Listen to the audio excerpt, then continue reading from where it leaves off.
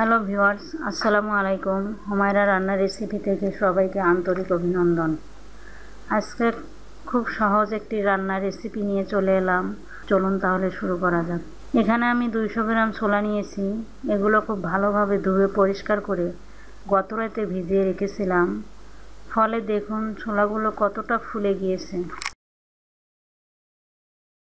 এবার একটা কড়াই চুলায় বসিয়ে পরিমাণ মতো পানি দিয়ে ছোলাগুলো সিদ্ধ করে নেব। এজন্য কড়াইতে ছোলাগুলো ঢেলে দিয়ে এরপর পরিমাণ মতো পানি দিয়ে দিচ্ছি। এখন দিচ্ছি স্বাদ অনুযায়ী লবণ দেওয়া হয়ে গেলে এবার এগুলো ঢেকে দেব 15 মিনিটের জন্য। ফিরে এলাম 15 মিনিট পর। দেখুন ছোলাগুলো সিদ্ধ হয়ে গিয়েছে। একটু নাড়াচাড়া করে পানি শুকিয়ে এলে নামিয়ে নেব। এবার একটা কড়াই চুলায় বসিয়ে পরিমাণ মতো তেল দিয়ে দিচ্ছি। তেলটা গরম হয়ে গেলে দিয়ে দিচ্ছি আগেই কেটে রাখা পেঁয়াজ কুচি।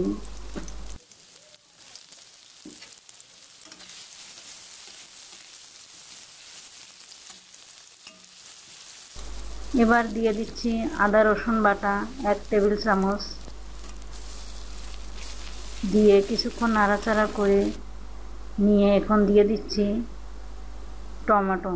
টমেটো আমি ছোট করে গোটা গোটা করে কেটে নিয়েছি। এবার এগুলো এখানে দিয়ে দিচ্ছি। এর ফলে এর স্বাদটা একটু বেড়ে যাবে। এবার দিচ্ছি হাফ চামচ পরিমাণ লাল মরিচের গুঁড়া, আর দিলাম হাফ চামচ হলুদের গুঁড়া, আর দিলাম স্বাদ মতো লবণ।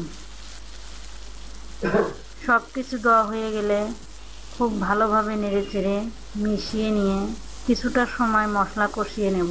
মশলা কষানো হয়ে গেলে এ পর্যায়ে দিয়ে দিচ্ছি সিদ্ধ করে রাখা ছোলাগুলো। এরপর খুব ভালোভাবে নেড়েচেড়ে মিশিয়ে নিচ্ছি।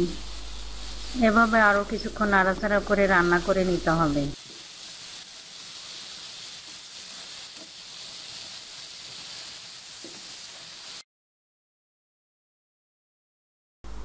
এখন দিয়ে দিচ্ছি হাফ চামচ বিভিন্ন মশলার গুঁড়া।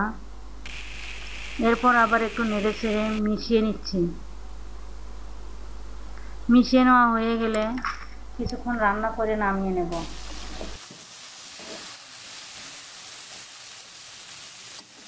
দারুণ একটা গন্ধ পাচ্ছি, আর দেখুন কালারটা কত সুন্দর হয়েছে।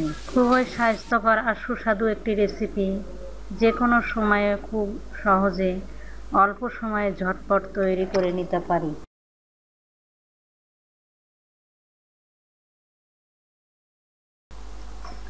পরিবেশনের পূর্বে কিছু পেঁয়াজ কুচি, কিছু মরিচ কুচি, কিছু ধনেপাতা কুচি আর পুদিনা পাতা কুচি ছড়িয়ে দিলাম।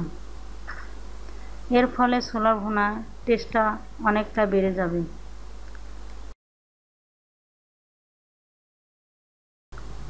এভাবে তৈরি করে নিলাম অনেক মজার ছোলা ভুনা রান্নার রেসিপি। খুবই লোভনীয় একটি রেসিপি। বাড়িতে অবশ্যই ট্রাই করে দেখবেন। আশা করি সবার ভালো লাগবে।